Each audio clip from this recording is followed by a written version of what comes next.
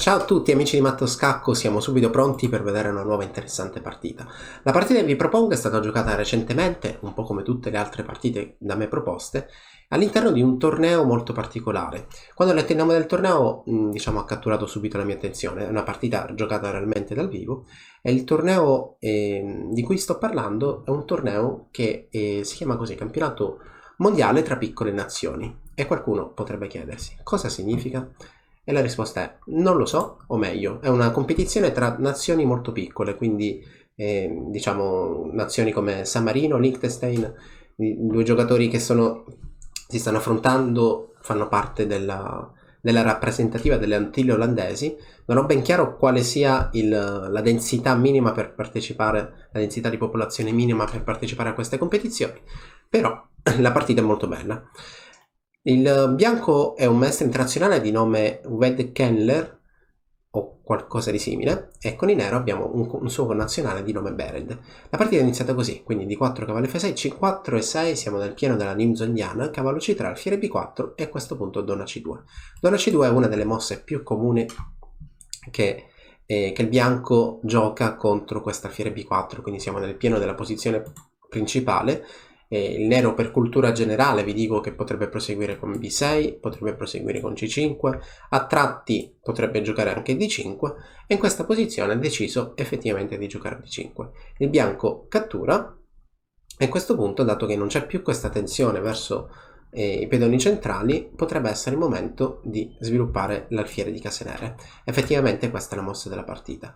H6 sulla scacchiera, la cattura in f6 potrebbe essere un abbaglio, perché sembrerebbe che togliamo il difensore del pedone centrale che non è più difeso, ma di fatto questo cavallo è inchiodato, quindi non siamo in grado di catturare in d5. Un altro abbaglio, un altro errore, o comunque sia un altro ragionamento poco corretto, potrebbe essere quello di giocare donna scacco per attaccare il re e nel frattempo catturare l'alfiere. Questa è una trappola tipica, ma come spiegavo anche in un precedente video, dopo donna 4 in questa posizione seguirà cavallo c6 difendendo l'alfiere, quindi questa trappola non funziona più e di fatto il bianco qui avrebbe perso una mossa importante, perché la donna era già stata mossa in c2 e quindi successivamente andare in e4 non sarebbe stata una buona idea. Tornando indietro, quindi in partita dopo alfiere g5 h6, dato che la cattura del cavallo non è poi così forte, non ha un seguito molto concreto e molto pratico, il bianco decise di spostarlo. L'alfiere torna indietro, reazione del nero immediata con c5. Questa è una mossa molto logica, perché di fatto questa alfiere di case nere si sta spostando sul lato di re, allora significa che le case nere sul lato di donna sono deboli e quindi il nero decide subito di aggredirle con c5. Una cattura in c5 è possibile, la spinta in d4 probabilmente rientra tra le possibilità, però c'è la controindicazione che d4 sembra una mossa veramente forte. Per quale motivo una mossa forte? Perché chiaramente sta attaccando un cavallo che è già inchiodato, però c'è una controindicazione che è questa qui, a rocco lungo. È vero che il cavallo precedentemente era inchiodato dall'alfiere, ma adesso abbiamo una torre fortissima che inchioda il pedone che ci sta attaccando, quindi il nero non avrà mai il tempo di giocare una cattura in c3, perché questa torre altrimenti ovviamente cattura la donna avversaria, quindi in questa posizione sarebbe da evitare. Cavallo c6 sulla scacchiera, adesso sì, probabilmente si vuole fare il d4 o comunque si vuole anche spostare la donna per indebolire le case nere. E3, mossa logica, impediamo d4, g5 sulla scacchiera. E g5, per quanto sia una mossa esteticamente magari molto aggressiva, molto bella e creativa, è senz'altro una mossa che indebolisce il lato di re, perché abbiamo mosso il pedone H e il pedone G, e se in futuro per qualche ragione avremo la necessità di roccare corto, inevitabilmente avremo dei problemi evidenti sulle case nere. Effettivamente la partita continua così, cavallo 4 sulla scacchiera. Questo è uno dei motivi per cui il nero ha deciso di giocare a g5, per schiodarsi, togliersi dall'inchiodatura, per poi permettere al cavallo di saltare in avanti. Alfiere d3 giocata, la cattura in c3, il bianco riprende, ovviamente era scacco, e cavallo per c5. Questa qui è la posizione effettivamente giocata. È vero che ci sono degli squilibri. Il primo squilibrio potrebbe essere, ok, la struttura pedonale del bianco potremmo per certi versi considerarla un po' debole se ci soffermassimo sul pedone c3. Effettivamente questo pedone non è più difeso da altri pedoni e allora potrebbe essere una debolezza. Il nero da parte sua ha spinto abbastanza in avanti i suoi pedoni del lato di re e come vedete anche diciamo il colpo d'occhio potrebbe dire beh, le sue case nere sono parecchio deboli. Infatti qui il bianco si limita semplicemente a sviluppare i suoi pezzi. Cavallo 2 giocata, donna F6, cavallo D4. Quindi semplicemente questo cavallo viene sviluppato per bloccare il pedone avversario in D5 e di conseguenza diciamo, in quella mossa intermedia ha dato anche uno sguardo alla difesa del pedone C3.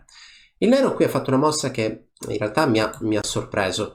Mi ha sorpreso e ritengo sia una mossa poco logica, perché in questa posizione il nero ha deciso di catturare prima in D3 e questo ci potrebbe anche stare, però poi ha deciso di catturare in D4 e questo non mi convince molto, perché dopo tutti i cambi è vero che abbiamo da nero raggiunto una posizione con alfieri di colore opposto all'interno della scacchiera, che è una tipica situazione che potrebbe aiutare diciamo, il raggiungimento della parità, o comunque sia molto difficile ottenere un vantaggio con alfieri di colore opposto all'interno della scacchiera. Ma qui ci sono tanti pezzi in gioco e ritengo che questa sequenza di mosse sia un po' imprecisa, molto difficile da giocare, perché di fatto quella che abbiamo considerato debolezza, quindi questo pedone C3, è stato spostato una colonna più avanti e i pedoni del bianco adesso sono di nuovo raggruppati tra loro. 2 isole pedonali per il bianco, 2 gruppi di pedoni per il bianco, 3 gruppi per il nero, quindi questo significa che dal punto di vista strategico il bianco ha ottenuto qualcosina in più. Tra l'altro c'è anche una minaccia concreta, perché alfiere 5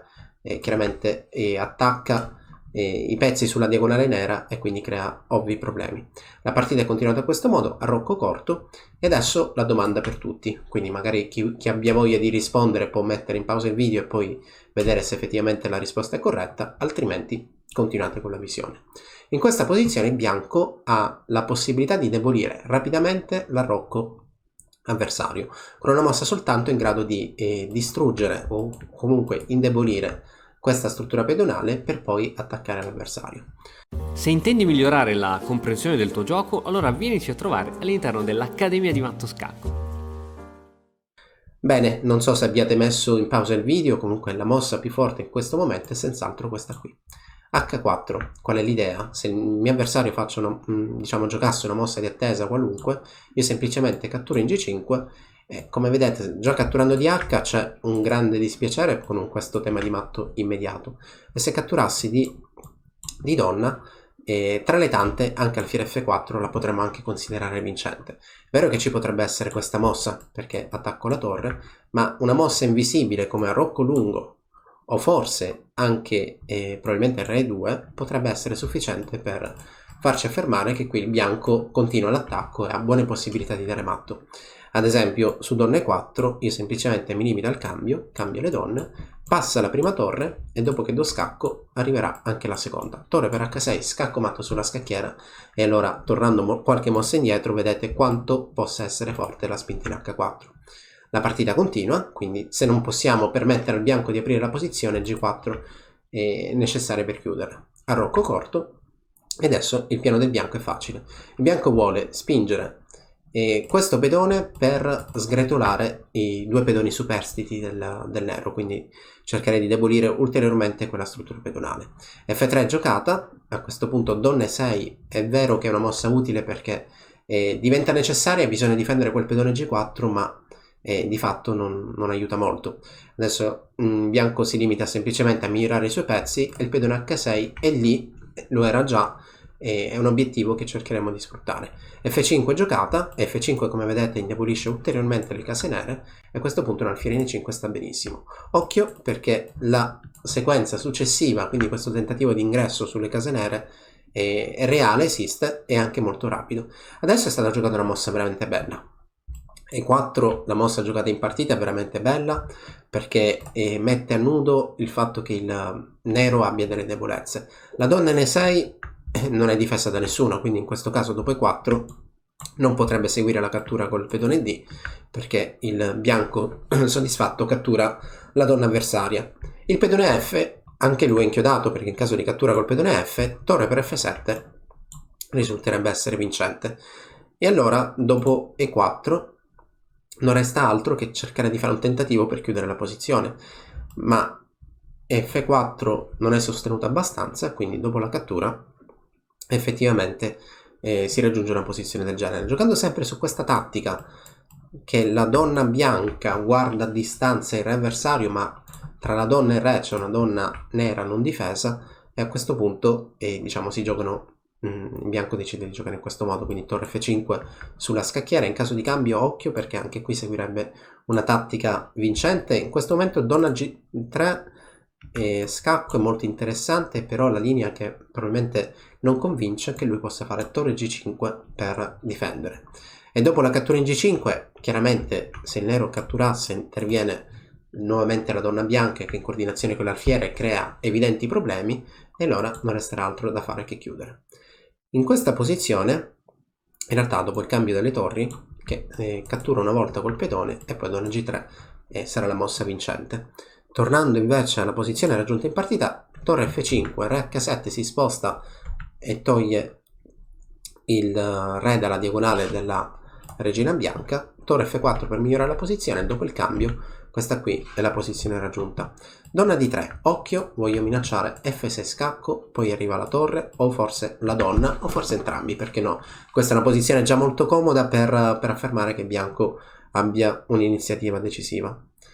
E torre G4 dopo alfiere 8, vogliamo fare torre G7, torre G8 per difendere, ma dopo il cambio delle torri interviene la donna e qui non resta altro da fare che abbandonare. Quindi vince il giocatore, vince il maestro internazionale col bianco, che abbiamo detto che si chiama Weidenfeller. Rivediamo un po' la partita. È successo qualcosa di molto particolare, perché la partita è andata in questo modo, quindi D4 cavallo F6, siamo nel pieno della linea indiana, dove abbiamo detto che donna C2 è una delle linee principali. In questo momento il nero ha deciso di giocare a D5 e dopo il cambio la posizione raggiunta è stata proprio questa qui. Su H6 alfiere H4, C5 è una mossa molto ambiziosa ma veramente difficile da giocare, e come avete visto effettivamente il nero potrebbe darsi che soffra un po' la posizione raggiunta. E 3 G5, occhio, G5 è l'indebolimento dell'arrocco corto, ma serve principalmente per portare il cavallo in E4, così è andata in partita. E a questo punto questa X, questa serie di due diagonali colorate all'interno della scacchiera evidenziano che le case nere sono veramente deboli. Non resta altro per il bianco che migliorare la sua posizione, e questa sequenza di mosse, come vi dicevo prima, non mi convince molto. Probabilmente si dovrebbe mantenere i pezzi in gioco, forse alfiere di 7, che seppur forse è un po' brutta, probabilmente già la posizione del bianco è più facile perché le case nere sono più deboli, però è bene mantenere più pezzi in gioco. Questa sequenza di cambi danno al bianco una posizione molto comoda da giocare. H4, dettaglio decisivo. Qui vi avevo chiesto di mettere in pausa il video, non so quanti di voi lo hanno fatto. Comunque H4 mossa decisiva perché indebolisce rapidamente l'arrocco, la struttura pedonale del nero. La partita prosegue, donna B3, dettaglio importante perché poi questa donna, come abbiamo visto, era GX punta il re, ed effettivamente col senno di poi è stata una mossa molto utile, perché quando il nero gioca F5, ed F5 deve farla perché altrimenti il bianco metterà la torre in F6 e ricomincerà il suo piano in attacco. Quindi dopo F5 effettivamente questa donna in B3 guarda il re, nel mentre tra il re e la donna bianca c'è la donna nera non difesa, e su questa tattica il bianco gioca e imposta la sua partita.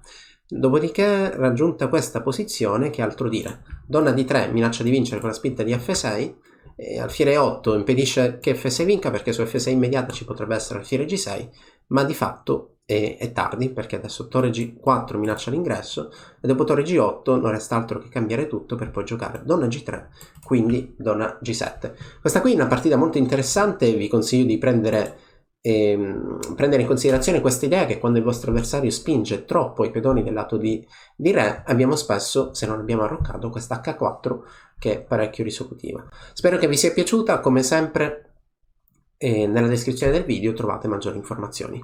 E ora, per continuare, che cosa posso fare? Beh, innanzitutto ti consiglio di iscriverti al nostro canale in modo tale da non perderti le nuove video lezioni. E poi puoi vedere il video che è stato più cliccato in questa settimana. Ci vediamo, ciao!